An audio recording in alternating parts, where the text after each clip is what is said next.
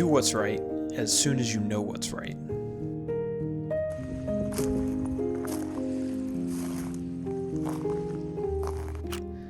When Jesus was on trial before Pilate in John 18, after his first interrogation, Pilate was convinced that Jesus was innocent. And at that point, what he should have done was tell Jesus' Jewish accusers to go home and to stop wasting his time, because he knew that they were accusing Jesus not because he had actually done something wrong, but because they were envious of it. And then he should have set Jesus free.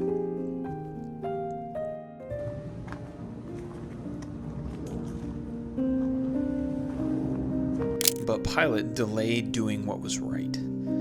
He knew there were consequences associated with setting Jesus free, and he wanted a middle ground compromise to avoid those consequences. He tried haggling with the Jews. He tried flogging Jesus as a means to appease their bloodthirst. He was buying time. But he really didn't need to buy time, because he already knew the right thing to do.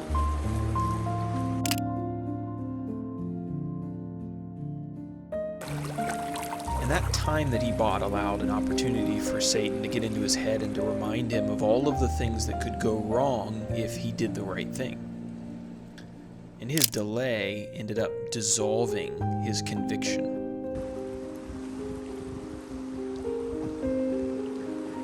And I think that's a very common phenomenon. Delayed conviction turns into dissolved conviction. How often are we convicted that we need to make changes in our lives only to say, well, I'll work on that tomorrow, or I'll work on that next week?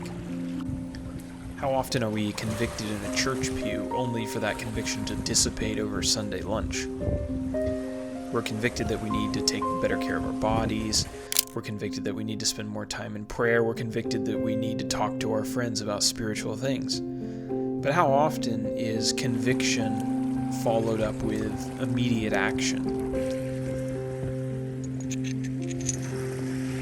We can all look back at our lives and ask, did I act on the convictions of yesterday? And unfortunately for a lot of us, the answer to that question is no.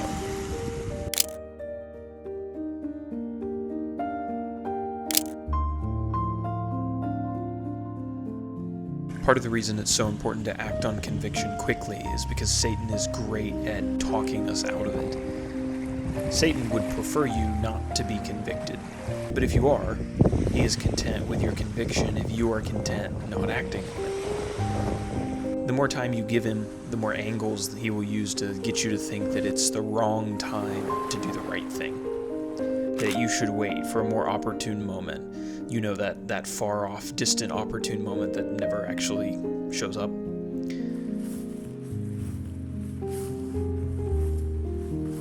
So, as the people of God, let's rob Satan of his opportunity and be people of action.